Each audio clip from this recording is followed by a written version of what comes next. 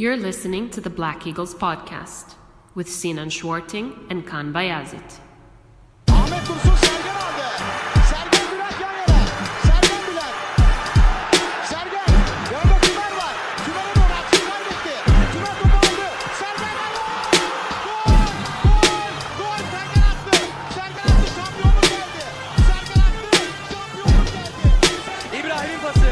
Roma. Şimdi Ahmet. İkinci gole gidiyor Beşiktaş. Ahmet. Ve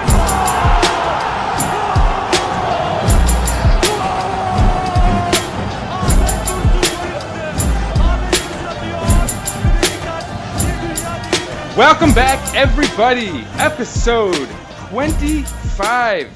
The seminal quarter century mark has been reached. And with that does not come, well, we have news that's good, I guess, like we can kind of build on in terms of who's been brought into the squad that, Kaan is here to talk about. But then, of course, we have some results to talk about in terms of what's occurred on the pitch this weekend against Bursaspor. And that one is not as perhaps positive. But let's just jump into it, Kaan. Of course, I'm Sinan Schwarting, your host, live from New York City, and Kaan Bayazit is here from Belgium, as always. Kaan, why don't you jump into it? And you can hear that Sinan's kind of worked up because we're just recording this right after the match. You know what? I mean, let's get the scoreline out there first, in case you didn't know yet. The match ended full-time. Bursaspor 1, Beşiktaş 1, so a draw for Beşiktaş. I think if we looked at the schedule going into the season, I think we would have been... I think we could have been okay with a draw here. Yeah. But we just come off of an unexpected defeat at home against Antalyaspor.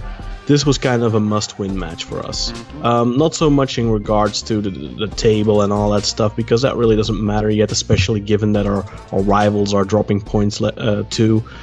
So that's not the biggest deal. But you have to start building on something, and you have to get the juices flowing, and you have to get on a roll, and this is constantly stop, go. Right now, Beşiktaş are not getting on a roll. Beşiktaş keep on putting in poor performances. That's, I think, what we have to be honest about. We have this was, I believe, our 10th official match of the season, with 6 qualifying games in the Europa League, and now 4 games in the league. And honestly, apart from a game at home against Tórshavn, we haven't played a good game. I think that's the conclusion we can make now, headed into the international break. But without further ado, let's head into the scoring procedures here in this match. Beşiktaş played away in Timsah Stadium against Bursaspor. What a scene. The halftime score was 0-0, so there's really not that much to say. Apart from that, we didn't play well. After 10 minutes, Bursaspor had a huge opportunity where Lima was sent through on goal, I think, by Furkan Soyalp. But Karius, with a really good one-on-one save, kept us in the match there. That was really, I think, pretty much it in terms of opportunities for either side in the first half. Beşiktaş created nothing. Absolutely nothing. Not even a shot from outside of the box. Nothing. Beşiktaş were absolutely poor in the first half. I think we'll touch on that more later. But they looked better coming out of the dressing room. In the second half, Beşiktaş took the lead after 6 minutes. A really well-timed pass and a nice assist by Oğuzhan Özyakup. Ryan Babel slots it in. Beşiktaş take the lead after 51 minutes. Then, really, Beşiktaş had control of the match for the majority, for a good 20 minutes, I would say. Opportunities on the counter, perhaps not executed well enough. I personally really felt that Jermaine Lens would have made a world of a difference here, a substitution, but that didn't happen. And then around the 70th minute, Tolgay was subbed off, Necip came on, and that's when it kind of all started going south. Beşiktaş lost control of the match a little bit. Not to say that Bursa were doing all that much, but we gave them the ball a little bit more. They started playing the long ball because it's really all they could do, because they had no inspiration. And then ultimately they ended up scoring in the 86th minute on one of those long balls, really a long ball played into the top left corner of the pitch. Yusuf Erdogan with a good run keeps it in, puts a cross in, and Sacco jumps up in front of Pepe and puts it past Karius, who couldn't really do anything about it, and that was the equalizer. Besiktas had an opportunity to take all 3 points in added time, but Adriano's opportunity was prevented. There was also a penalty call. There was also a VAR interruption on our goal to check if there was offside. Obviously, that was over. There was no offside called.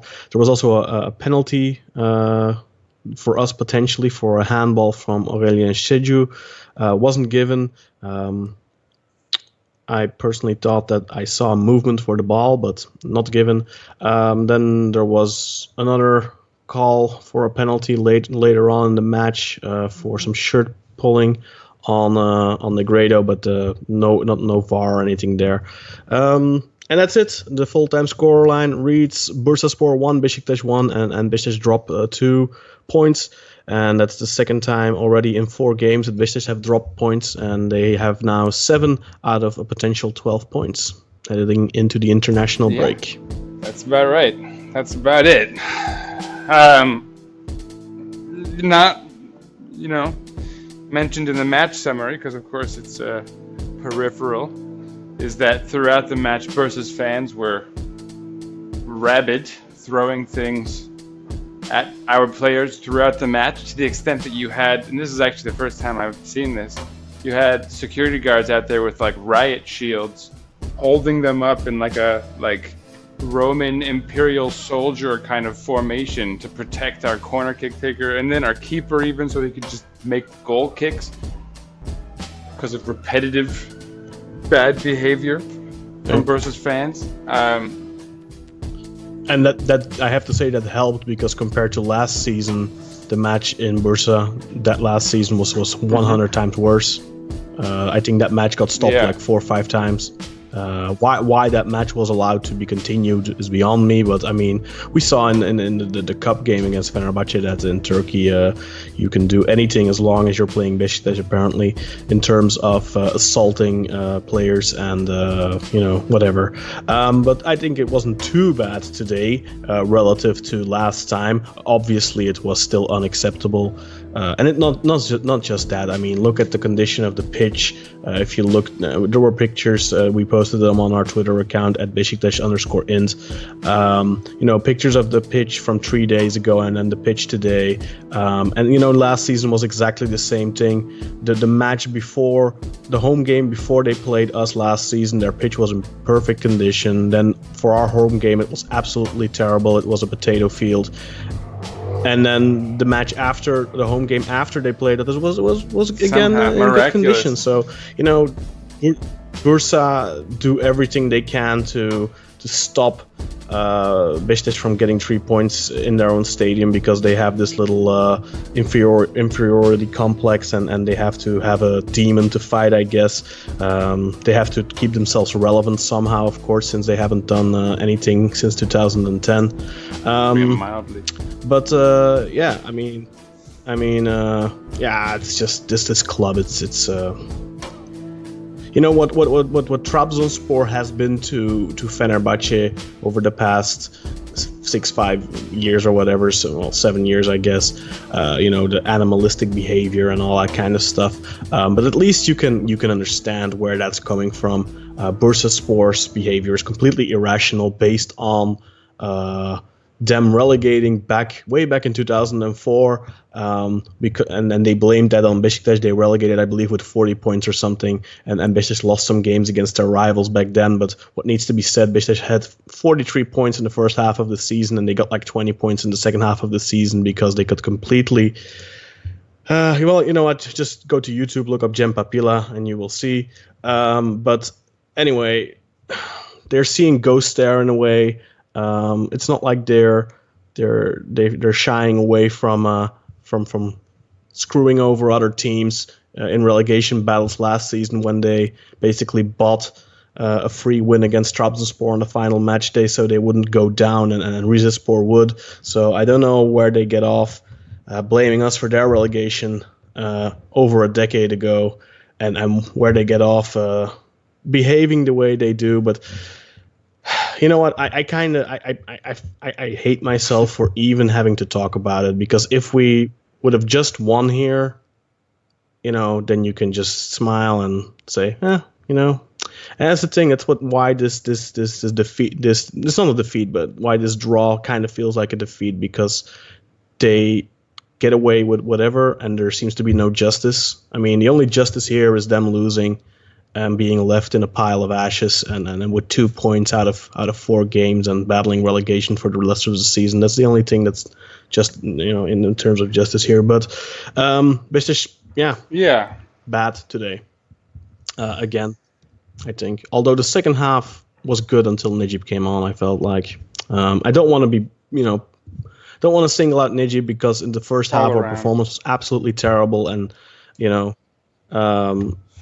there's just a huge problem. We don't have a midfield, it feels like. I think I've said it many times in the podcast before, in the prior podcasts. I've said that we keep skipping our midfield when we're building up.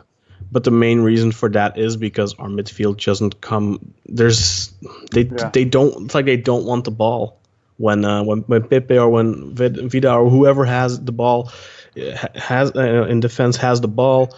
The whole center. It literally. Someone took a still frame and showed it to us, and it was as if we were playing with a man down. Honestly, like the way that in the middle of the field was vacated. And you're making it so easy for the opponent, because they're pressing with 2 or 3 players at the same time, so they're all going for that man in possession, and you have that huge gap of room in the middle there.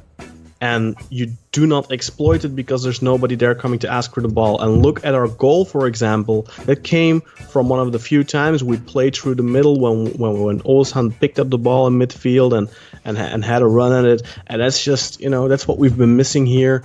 And I've been holding off from saying it, but I'm going to have to say it now. We're missing Atiba Hutchinson in midfield. Yes. Oh God. Medel, we've praised him. He's a warrior.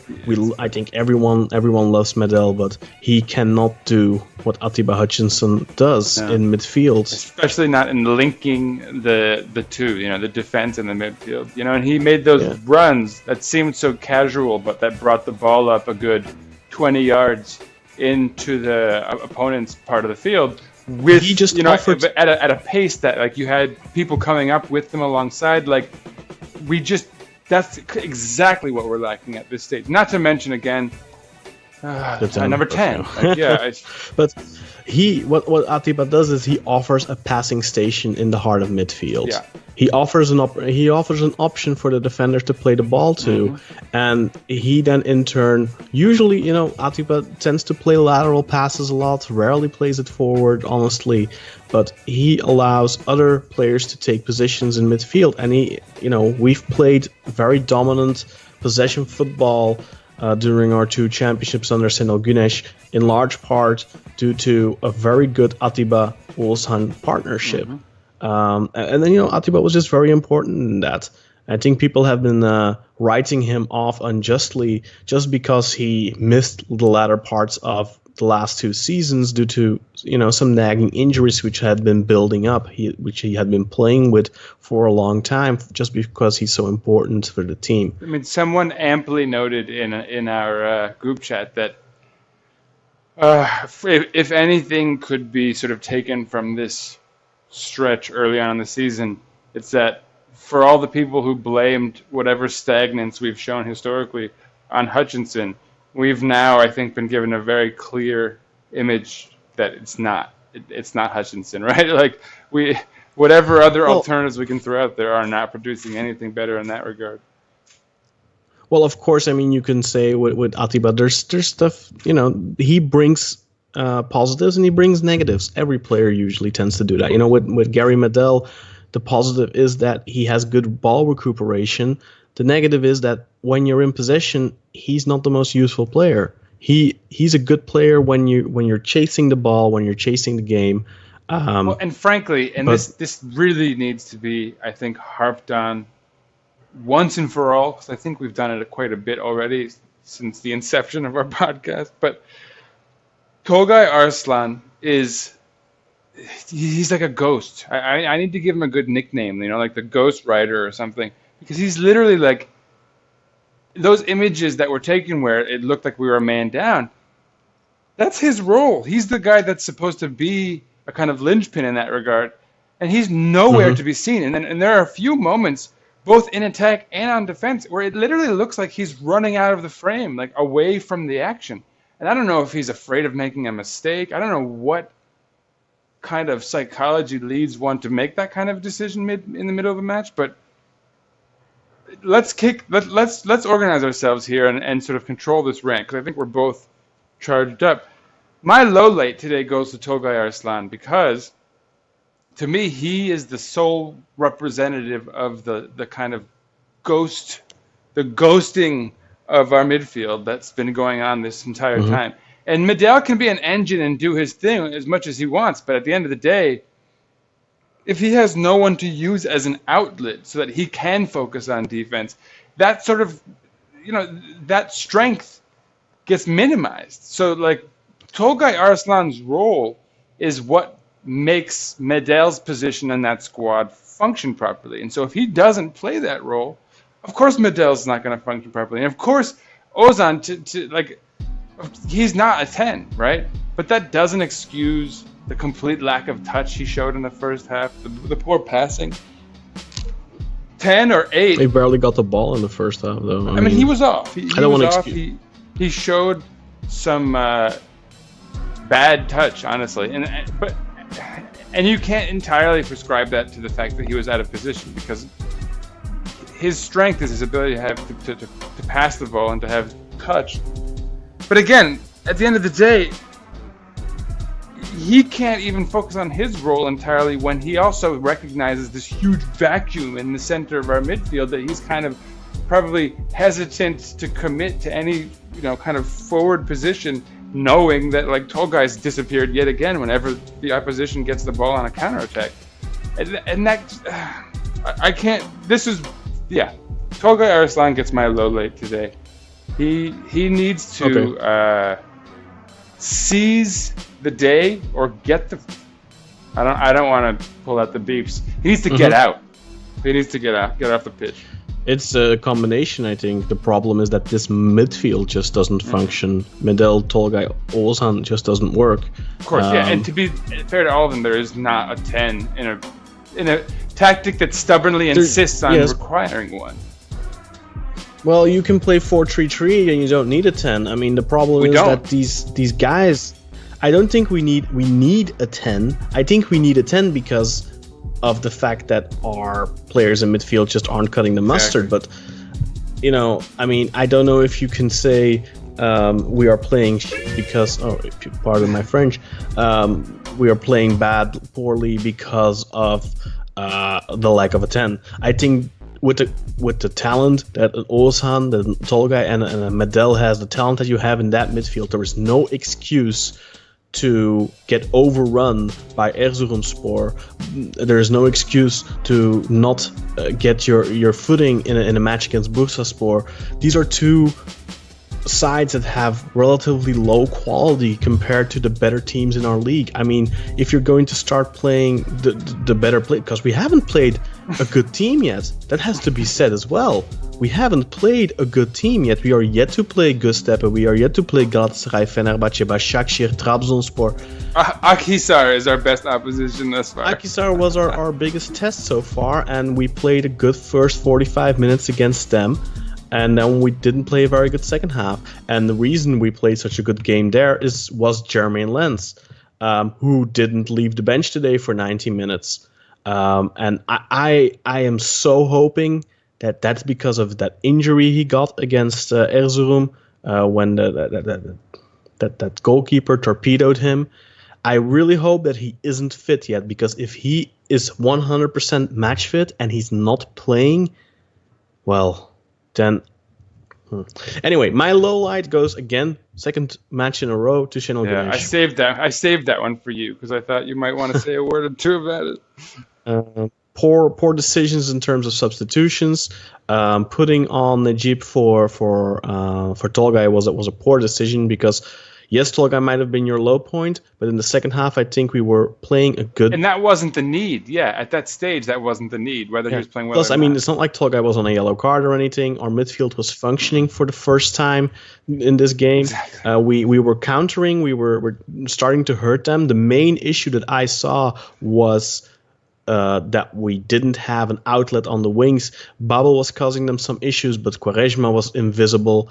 And to me, if you're talking about lowlights, Quaresma was a lowlight in this match. He was terrible. He was nowhere in this game. He was constantly. I mean, he was basically the entire match. He was in the back pocket of the defenders. And you have to say, So who do you have? Who more so? Shenol Ganesh? Shenol Ganesh for me, because I mean, Quaresma is allowed to have an off game, especially when he's being triple marked. It's difficult. And it's Shenol Ganesh's job to take him out when he recognized that. Exactly, and he played 90 minutes. Now, I do have to say that I do think Lauren was coming on for Quaresma, and just before they scored, Lauren was about to come on, and I think the initial plan was to put him on for Quaresma. But even then, that's a bad sub, in my opinion. Why are you putting a second striker on for Quaresma? You should have put Lens in 25, 30 minutes earlier. And to me, it's just all that. Najib was a poor sub. You can't really, I mean, the Quaresma Lauren sub at that point, I mean, when you're chasing, when you're trying to get a late win, that's whatever. But we dropped 2 points here. We gave them away. We didn't play a good first half, and Loris Karius post-match rightfully said that we could have been a goal down at halftime. But honestly, I mean, they had one good opportunity, and it's not like they played very well either. I think 0-0 all in all with a good Karius save was okay. But then the second half, we just gave it away because we had the 3 points within our grasp. We gave it away in the final 4 or 5 minutes of official playing time in such a sloppy way with a long ball because, like I said, Bursaspor were nowhere. They were just pumping the ball, and they weren't even weighing on our defense, honestly. That goal just felt like it. I said it a couple of times already against Lask. I said it twice. The goal felt like it came dropping from the sky. And you know what the problem there is that our midfield is not alleviating pressure. They are not putting pressure on those people playing the long balls. They are not. They are allowing those. You know, because this doesn't look good on our defense, but I honestly don't think our defense played a bad game. I thought Domagoj Vida had a really good game. Pepe, okay, you know what? He gets beat there. So is that your highlight right now? Are you going with Vida? Well, I think Karius was good. I mean, he didn't have all that much to do, but I think for making your debut in such a hostile environment and making one really big save, and then he ruled the sky when it was needed. He came for high balls, won those aerial duels when he needed to. He was good. He was secure. He gave confidence to the defense. You could see. I think that it's kind of. I feel bad for him that he has to concede such a sloppy goal on his. Because I don't think he had any blame whatsoever there. Because to me, if you're going to blame someone on the goal itself and not the lead up to the goal, well then I think you kind of have to look toward Pepe because he allows Sako to come in front of him. Obviously, well, let me put it this way. Yeah. That save that he makes in the first half, that one-on-one, brilliant save, and I actually just saw a highlight. It's actually so much more impressive in slow motion. He's so conscious of what he's doing and how he uses his arm to block it. I mean, that is in itself equal to a goal on our part because he saves a very clear one-on-one opportunity. That so would have one been a has goal to otherwise. take that into consideration. However, they have praised his match all in all, and in the goal itself.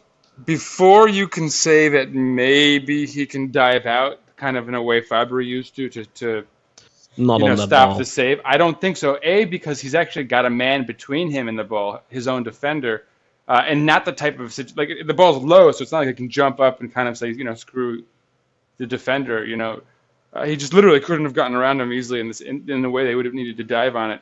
And then I think you have to look at who allows that cross in the first place, which I think is Adriano, who's slightly out of position already. And then, again, Pepe kind of lets his man get in front of him there, and I don't think he should.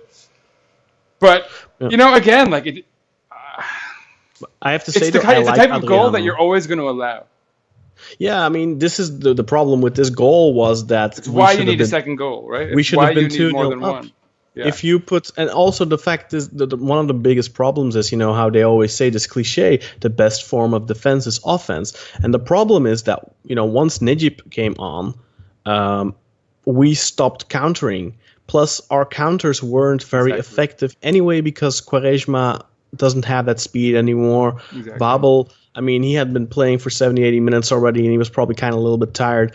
Lens should have come in around the hour mark, 65 minutes. Or Touré, you know, at least like one of our wings. No, I mean, if you look at our season so far, the highlight of our season so far has been Jermaine Lens. He should be coming on. Yeah. And he shouldn't be coming on the final 10 minutes. He should be coming on. I mean, my only hesitation to agree with you is that if in fact he was injured and they're still kind of like, you know, being erring on the side of caution, fine. But then bring in Touré. Then don't like, put him on the bench, you know?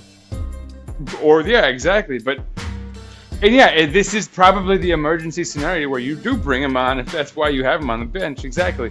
But again, and I think to back up your low light point and the point you've sort of generally made about Nejip, the substitution for Nejip, that to me is a clear indication that you're pumping the brakes. Just as the midfield has started to find its footing and the team has started to sort of move into Bursa's half more, that's when you make that clear indication that you're going to pump the brakes by putting in Nejip. That, from a psychological perspective, it was counterintuitive, and from a tactical perspective, it was counterintuitive. And I think we saw that immediately change the entire outlook of the match. Although the goal did kind of drop out of nowhere, it was also very evident that from there on we were kind of sitting back and trying to play some kind of weird possession game that we can't really play at this stage without a 10, and with like you know. A midfield that's not very cohesive and winded at that stage of the match. So yeah, Şenol Güneş definitely takes a big L here. And so your highlight, you gave Loris Karius, and just by virtue of that, I'll give it to Domagoj Vida.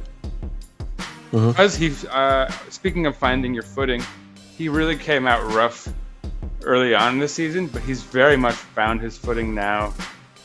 I thought he showed that kind of heroicism that he showed in the World Cup for us today on a few, like that one diving tackle was a stunner, perfectly timed. The one on Furkan, that could have been a real good chance for them. Yeah, and just generally, he was flying around the pitch, very active. I don't know if he played much of a role in the goal that they scored at the end. He may have been the guy standing in Karius' way of being able to dive at it, but again, like, I don't... Given the nature of that goal, I still think Pepe may have just been a step behind because he wasn't taking that attack as seriously as he should have.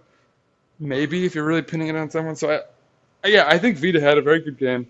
I think the problem with that attack is kind of that they probably were a little bit too comfortable with that. But this kind of reminds me of the 1-1 against Fenerbahce at Vodafone Park 2 years ago. You know, where we have the lead and we concede in the final minutes, and the reason you concede, you can blame Fabri. You know, people blame Fabri even though he got pushed and all that. But to me, the main issue is that you're allowing that long ball to be played and that you're giving your opponents time to kick a long ball. You should be putting pressure on them. That's the problem. You put in Nejip. You put Nejip on, you have a second defensive midfielder on, and you don't have pressure on those balls. Yeah. How is that possible? Yeah. Why is he on the pitch then? I mean, I'm not saying that Nejip should have had that man there, but you're playing with two defensive midfielders, yet they're allowed to kick a ball like that. Yeah. That's not something that should be happening. When you're leading 1-0 in the 85th minute, it doesn't matter if you're playing Barcelona or you're playing Tokatspor. The ball only has to fall right once. Right. It only has to fall in the right position once. So you have to do everything in those final minutes not to concede a goal. You have to throw your head in front of it. There's a lack of mentality there. There's a lack of wanting to win at all costs. That's our main problem right now. And that's been our problem last season too. There isn't that mentality of over my dead body.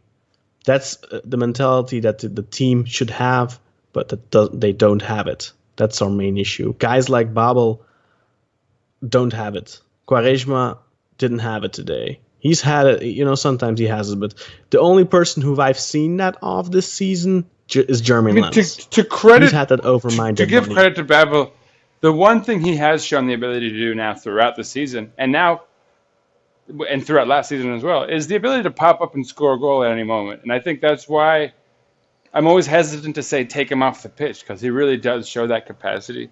And credit to him for that. That's a kind of knack. It's a knack that no one else is really showing with any consistency. Yeah, but I don't care if he's scoring a goal if he plays 90 minutes. I agree, but I just mean, given our state, when we're struggling to find any other means of attack, that's all we've been able to rely on thus far with any consistency. Yeah, but that's because you're not playing alternatives. No doubt. Try Adam Ljajic on left wing. Try Jermaine Lens or whatever. You have other opportunities, but as far as Ljajic goes, you can understand maybe him not coming in on day 3. And it's anyway. My point as far as Babel goes is that he does deserve some credit for his ability to, with some regularity now, pop up at any moment and score. And he did do that for us today, and that's ultimately what salvaged us the point, even. Because nobody else showed any interest in attack, honestly. And that's not good. That's not good. And and my issue there is I don't even think subbing out Babel for another winger is the solution, right? That's not the only solution anyway. Clearly, the whole lineup needs a bit of a shake-up to some extent. Now we have let's get off this game. but anyway, so let's just quickly. We haven't officially acknowledged the transfer of Ljajic, right? Yeah. Well, yes, you have, because in after the beat. Well, I did. Yeah, I broke it. But I mean, insofar as what we've talked about today and what's been lacking today, I think he could theoretically be the solution. More than insofar as I was saying, the one substitution of Babel or whoever else on the wing would not be the one move one could make. Here is our solution in that we actually have. To be perfectly honest, I think that Şenol Güneş's stubbornness is a big part of this problem, because we have not had a 10, and yet he's insisted on playing tactic with one. And in fact, we've gone down and switched to a 4-4-2, and that's actually brought success, because it's more akin to the guys who we have and the abilities that they have on the pitch. So that's troublesome, honestly. But now we have that 10, and so his stubborn insistence on playing with this tactic can finally kind of come into fruition, in theory. But anyway, so, I broke the news, but we haven't given our listeners much of substance. Let's maybe just use this as an opportunity to preview our upcoming episode, Con. Why don't you say a couple words about what our fans have in store? Well, this week we're sitting down again with Sonja Niksevic to talk about Adam Ljajic. Of course, like we spoke about while we were previewing the Partizan games. Sonja was part of was basically traveling with the Serbian national team this past summer at the World Cup in Russia. She was reporting for FIFA.com. And she was basically going everywhere with the Serbian national team, sitting on the same plane with the players for what was it, 2-3 weeks, I guess, that Serbia was there during the group stages. So yeah, she's of course a connoisseur of Serbian football. Adam Ljajic has been playing in Italy since he was about 20 years old. He's a youth product of her favorite club, Partizan, and of course Sonja lives in Italy. She knows him well. We'll be talking about Adam Ljajic with her, previewing. I guess it still is, because he didn't make his debut today. So in sort of the same way with our Loris Karius episode that we did. We're going to do a special episode dedicated to Adam Ljajic and talking about him, what type of player he is, what we can come to expect of him, and that kind of stuff.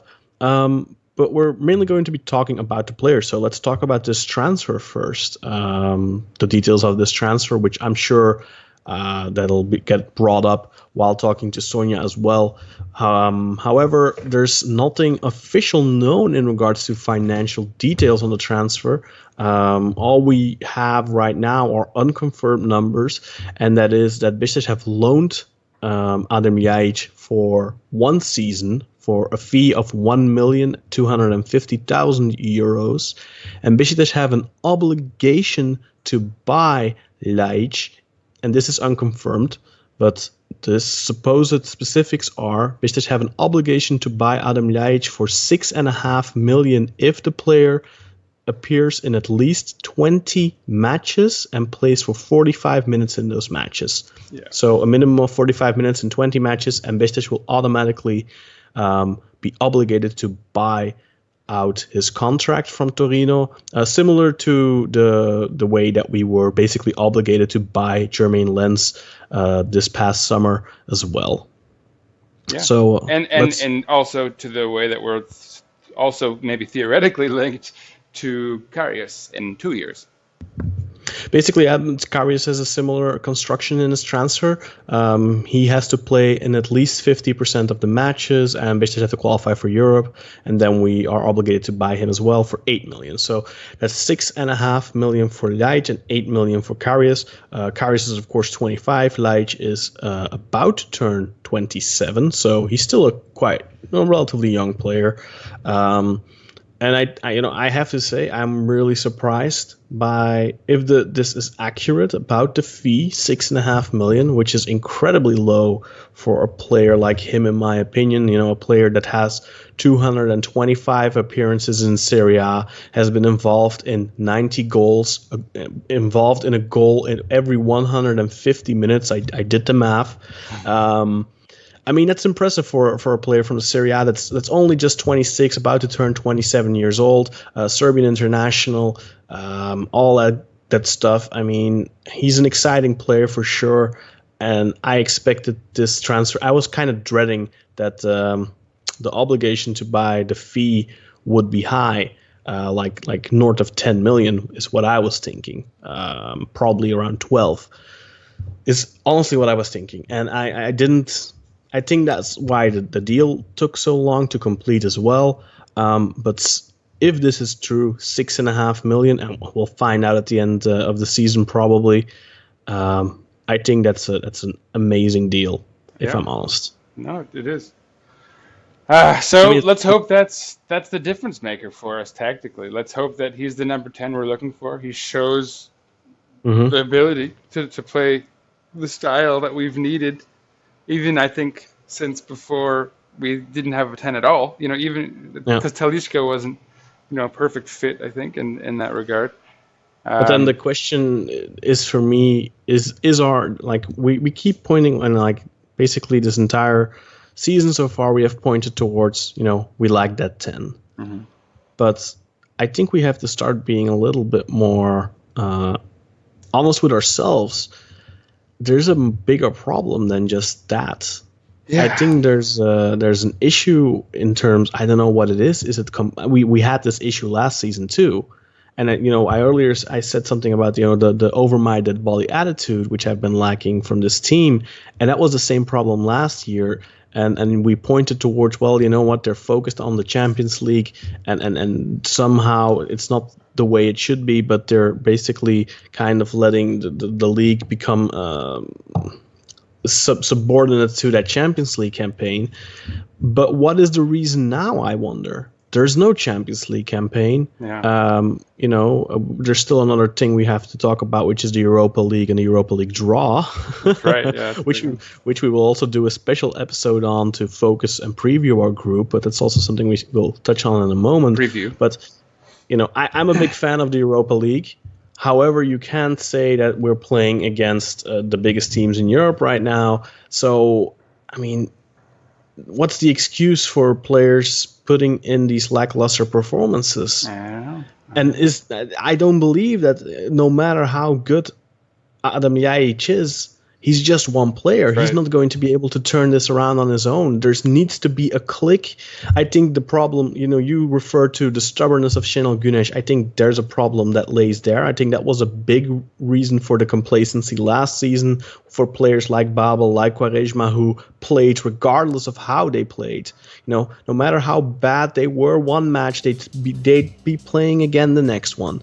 I think that's one of the main issues. We need to, after this international break, if Jermaine Lens isn't starting, then there's a big problem. He's the only player so far this season that has shown desire and has shown that spark, that fire that you want, that you need if you want to win the title, if you want to compete. That's what you need from your players. And Quaresma, he hasn't been bad. He's gotten a good amount of assists. We have to point out, though, that I don't want to call it stat padding because, those were crucial assists, but many of his assists have come from set pieces. So it's not like, yes, his statistics are good, but it's not like he's been playing amazingly. But Babel, lackluster, in my opinion. Again, okay, he gets the goal today, and I've been defending him a little, but honestly, I think there's an issue there with him. I don't know. I think he doesn't look happy. Clearly, he's. This is actually something important. In the post-match interview, they asked him his thoughts on the match, and he asked, "Do you mean overall?" They said yes, and he said he didn't want to say anything stupid because he was emotional. And then they asked if they thought the team would benefit from the kind of international break, having more time to train together, obviously. And he said he didn't know. Now, this feeds into what you're saying about maybe a discontent on his part, and that's maybe showing on the pitch. And if he has it, it's not. I personally don't think he's a bad character type of guy, and I think that would suggest that it's probably something that others share. Now, what could a guy like Babel be upset with that he doesn't want to say? Now, obviously, it could be directed at the coach, which would not be unjustified. We've been saying a lot of negative things about some of our coaches' decisions of late. Perhaps it has something to do with the performance of certain players on the pitch. Maybe now I was wondering, maybe there's a discontentedness about how Quaresma has approached the match, because he's assisted quite a bit, and that's his ability, that he'll always be able to contribute, even on his worst of days. But you and a number of guys have noted this, and I have tried to sort of be mindful of it. But, he is kind of showing, I guess I'll just stick with your term, like lackluster performance, right? He's shown a kind of, is it a lack of energy, a lack of desire? But where would he be pissed about? Is he pissed about the coach playing him all the time? Maybe he thought his Dutch compatriot should have been brought on. Is there, and that fear worries me. Is there a factionalism going on out there? Perhaps there was. I wonder. I wonder what. Maybe nobody thinks Necip should ever have a place out there, and they were all pissed off by it. But Babel is clearly one of Şenol's favorites. I don't think that. I think if he's going to be upset about something, that's probably one of the last things he's going to be upset about is the coach. Yeah. I don't know. Maybe it's got to do with he's been. Let's be honest. His relationship with the fans has seriously deteriorated over the last 2 months. Ever since that transfer to Flamengo, which, according to the media, he was pushing for. Fans were very upset when that didn't happen then, because he had been pushing for it, and then Beşiktaş announced a deal with Flamengo, basically. He had supposedly been pushing for it. And then he backed out of it. Now, the thing is, like I said, the media painted that picture of he was pushing for this move, but we all know how desperate Beşiktaş were to sell during the summer, to get some money in, to get players sold. What if that, I can perfectly imagine that all the news of Babel is pushing for this move was false, and it's just the club putting that news out there so the fans wouldn't mind us selling him. That's a perfectly plausible explanation. Now, I'm not saying that's the case. I'm just saying, our fans take all this news in the media and they take it as fact. And a guy like for example, take Murat Özcan, who I think does a great job with Haber 1903, but he gets fed information from the club. They tell him what they want out there. It's not because Murat Özcan reports it that it's necessarily true. And it doesn't mean that Murat Özcan is a liar. That doesn't mean he's doing false reporting. That means that the club is feeding him information that they want out there, which can potentially be false information. Then they are, in fact, the liars, quote unquote. It's tactical, right? They're playing a kind of Game of Thrones, I mean, Babel scored 13 goals last season. He was a big contributor last season, all that stuff. Maybe, and it's the same way with the whole Fabry thing. They sold Fabry, and the big thing there was, he only has 1 year of contract left, and he wants a big raise. We heard exactly the same thing about Ryan Babel. He wants a big raise. Yeah, which now, if you look, they would never reveal that from their end from their camp, you look, right? At the video, remember that video that Babel made where he was talking to Lauren, and he's like, there won't be much changes this season because there's the club has some difficulties. Yeah. So he is very well aware of the financial situation of Beşiktaş. So interesting. He showed himself to be very aware of that. And then they say at the same time that he's asking for a massive raise. That's okay. Interesting. I mean, that's just how I read into it. No, that's actually very perceptive. That's some good sleuthing, buddy. Look at that, dude. That's that actually kind of pisses me off, because you've gotten the sense that something is kind of off there too. Basically what you have now is a player that the fans have kind of turned against. The relationship is sour between the fans and the player. There was this whole riot. What was it about again? That the fans got up in arms and they were super alright because he tweeted at the Beşiktaş account. Yeah, that he wanted. He wanted his YouTube channel. They wanted them. Yeah. Yeah, and our fans got. I mean, they got. Like, I'm not saying that this wasn't that Babel couldn't have handled that situation better. He definitely could have. Yeah, but we've covered this. However, there was an irrational reaction from our fan base. But that was an absolutely irrational, out of proportion reaction from our fan base, and I was ashamed to be a Beşiktaş fan at that point. And I'll tell you what. Here's the thing that's going to happen now.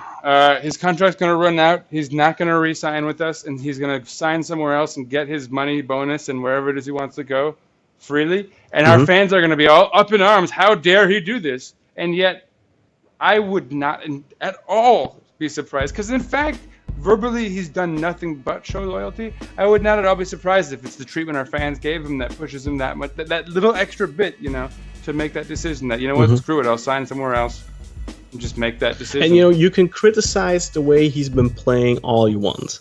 And I wasn't impressed with how he played today. I think both him and Quaresma didn't put in great performances. I think Babel was better than Quaresma. Babel showed at least work rate. I did say he was a little bit lackluster, which is maybe a little bit contradicting, but I mean, in the second half, he did way more on them. He definitely played better, but I mean, the entire team was lackluster in the first half, apart from maybe Vida and Karius and whatever. But, Babel, I don't want to pile on too much on him, because I do think that there's a thing there that we don't know. And I don't like the fact that even if he is pushing for a move, even if that is the case, in order for that information to leak out, you need either someone on Babel's part or someone on the club's part to reveal that. I don't think it's a smart thing to do unless you're 100% certain a player is going to leave, to allow a player's position and popularity among the fans to get polarized the way it is. So I think that was handled very poorly, regardless if he was actually pushing for a move or not. But I just think that at one point our fans are super critical of the board. They're questioning everything, and they're saying, Umut Güner, he's pocketing money from the club, and this guy is doing that, and that guy is doing that. So they're constantly having this this they're living in this world of everything is bad, blah blah blah blah blah. We have to have something to complain about. But then as soon as something like this Babel thing comes out where he's supposedly pushing for a move, they don't even contemplate the chance that he's not actually doing that, and that's just the news that's being put out there. Now, I can tell you... Now we're becoming mindless. It's not good. And I can tell you from personal experience, and this is not from the club or anything, but I've gotten information from player agents, stuff like that. They do this too. They give you the information they want to put out there. They want rumors to be created, stuff like that. So they give you information. Sometimes it's true, sometimes it's not. Clubs work exactly the same way, especially in the transfer window, because clubs want to get rid of some players. Clubs want to sell players. Fabry, we sold him because he was in the last year of his contract. I would not be surprised. Remember they had Chadley on hold for a month? Mm-hmm. What's his main position? Left winger. Left wing, yeah. And that was right around the time that Babel supposedly had this deal to go to Flamengo. Right, and he wanted to leave so desperately. Yeah, and then he ended up so rude. And then he ended up. That's the kind of dysfunction that leads to the kind of stuff we're seeing on the pitch right now. God damn. All right, let's move on because I'm going to get worked up about that. That's really pissing me off. But so, Khan, you said you want to do this, and I actually think this is a good idea because this should become a regular feature on the show. And I think we've finally gotten far enough into the season that it starts to become relevant. Let's go over the standings. Let's talk about where we are in the league, where we want to be in the league, and what's up ahead. Okay, so after 4 match days, there's only one team that has kept a perfect record, and that is surprisingly Kasim Pasha, who also has the top scorer in the league right now with Digne. I believe he scored like 6 goals already or something like that. Then we have 2 teams with 9 points, which are Başakşehir and Galatasaray. They both have lost 1 match, of course. Galatasaray losing a big loss yesterday against Trabzonspor 4-0.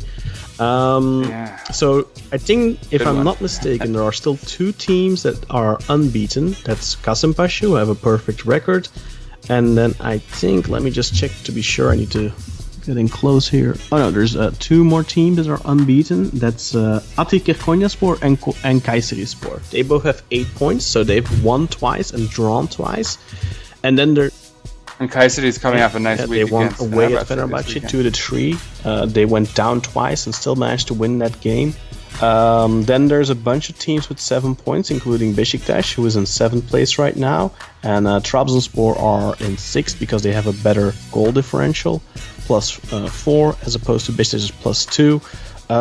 There's a couple of teams with 7 points: Yeni Malatyaspor, Antalyaspor, I believe, if I'm not mistaken.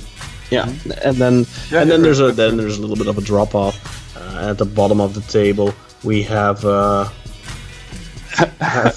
Erzurumspor, Akhisar, and Rizespor right now. And our opponent of today, where are they? Let me just quickly check. They're in 12th position with 3 points, so they've drawn 3 times. 1 slot above. Yeah, exactly. Fenerbahce are, they're in a bad position right now.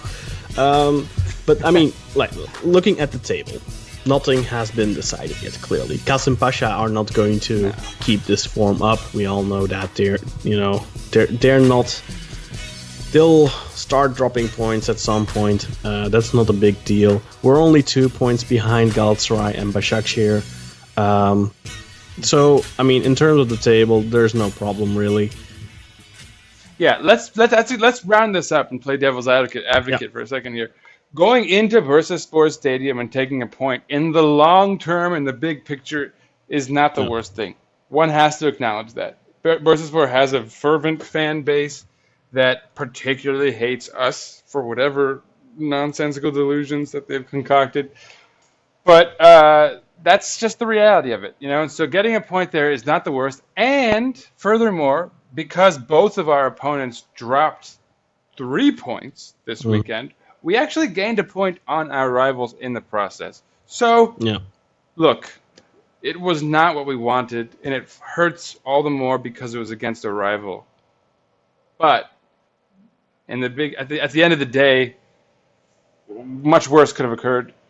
We saw our keeper make his debut and look sturdy behind the defense.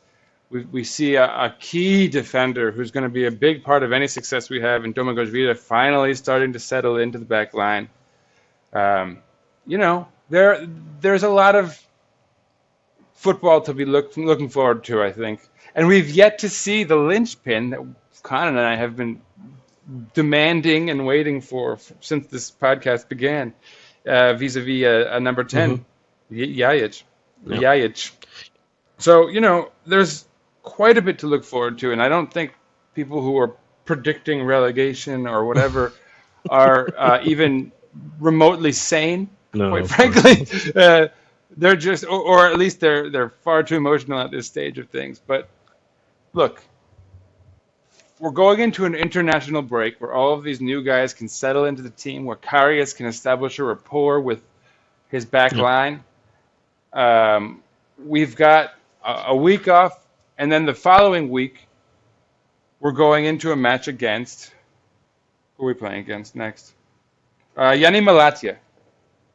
On Sunday the 16th, at least, it's to be decided. I don't know if they're going to shuffle. I don't know how that goes. But so we have Yanni Malatya and then Sarpsborg. Yeah. Before we have Fenerbahce, of course, the big derby that we're going to be having, our first derby of the season. Yeah. So that means we have 2 matches against opposition that we are heavily favored against to kind of get our together. And I did that one on purpose because, of course, I have to bring the beeps in. It's my own problem. But guys, take your foot off the brake. Take your foot off the gas as far as the panic train.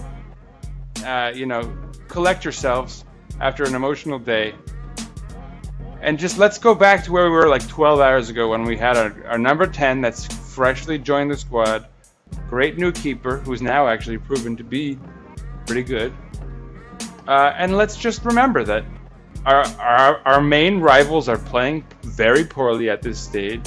We're not set back to the point where we have to be worrying that much about anything yet. And we got a point on the road against a fierce rival. So that's my closing sentiment, I think.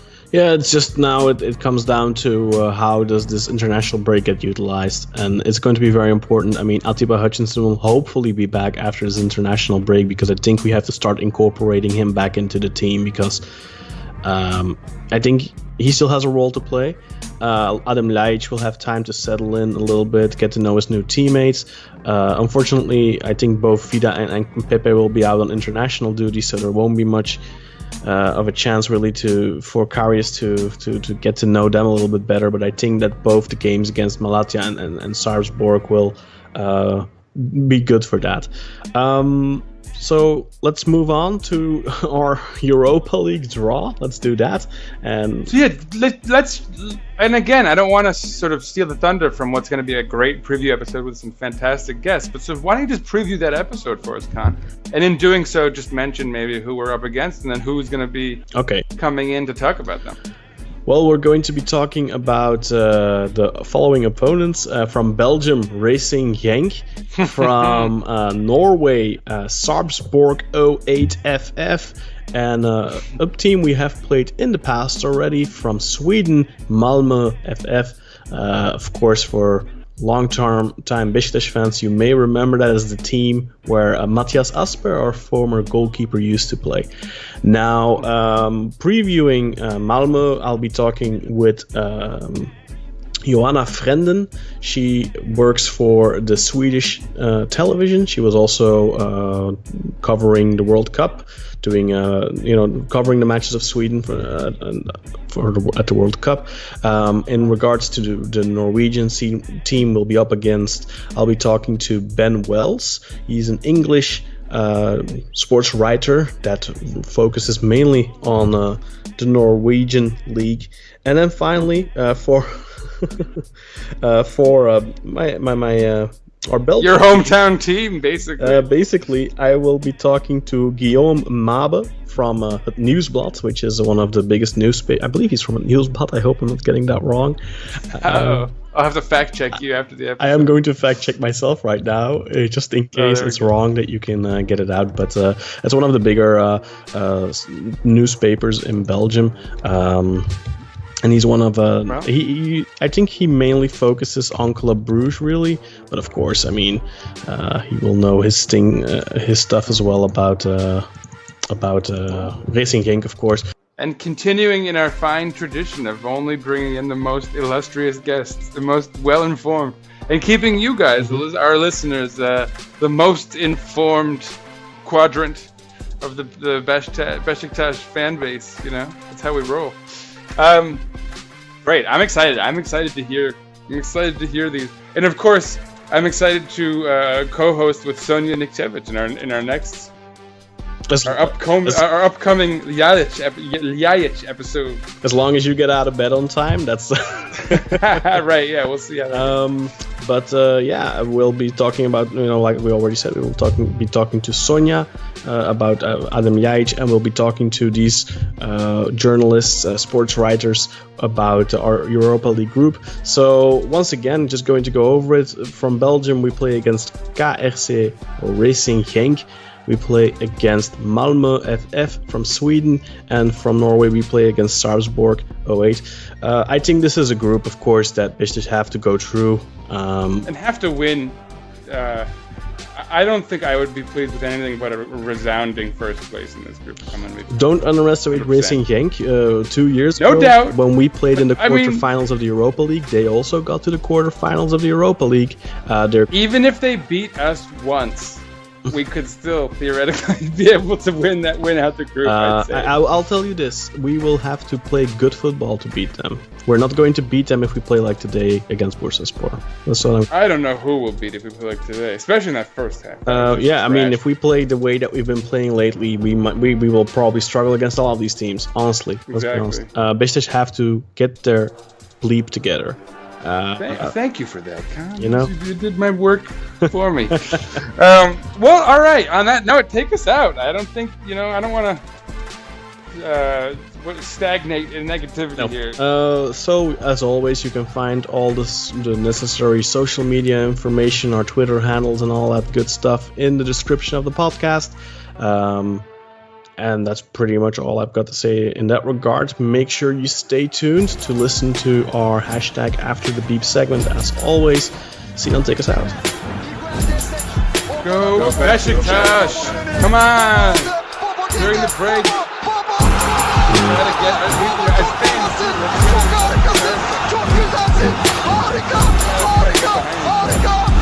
But it's a missed opportunity to go into the international break and win here, both your rivals lead, and then give it away in such a stupid way. Yeah, If you win, last week,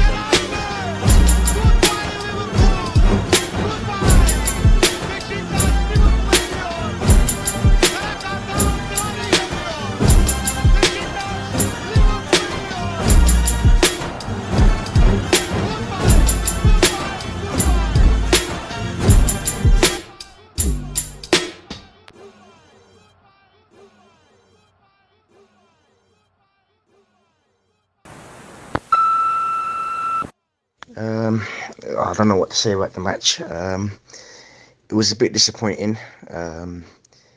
We signed Adam Nalic because we needed a playmaker, and we signed him and didn't even play him at all today.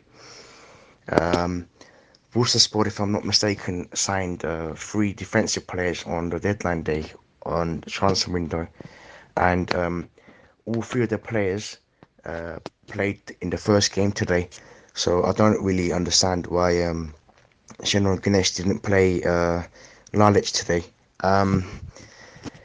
It was just frustrating to watch because we didn't really create much chances. I'd have to say I was probably happy with Karius. He looked really good today, and I think for the goal conceded, it wasn't his fault. I think perhaps Pepe should have done a bit better there. But Karius, Karius looked really good. I was impressed with what I saw with him in the match tonight. As for the team next week, I think, I think for the team to flow, for us to play the really good football that we played before with, like Sosa and Abubakar and Gomez, etc. We need to start playing Jermaine Lens and Gökhan Torre on the wings, and I think the midfield needs to be now Ozzy and Medel with Lalic in front. I think if we can play like that, honestly, I think this team will start flowing and playing the really good football which we've been missing. And I think if we can keep this going and play how I said, with Medel, Ozzy and Lalic and Torre and Enz on the wing, I think this will be enough for us to possibly have a very good shot at the title. But at this rate, if Shannon Gunesh just keeps playing the players who's currently playing, I don't know. I think it's going to be another frustrating season. But Shannon Gunesh, I think he's just been a little bit stubborn and just playing his trusted players. I think he just needs to take a risk now and just say, you know what, we need to just change things. I'm sorry, Kresma, Bubble, etc. You have not been effective enough. I'm going to drop you and just play the damn players that need to be playing.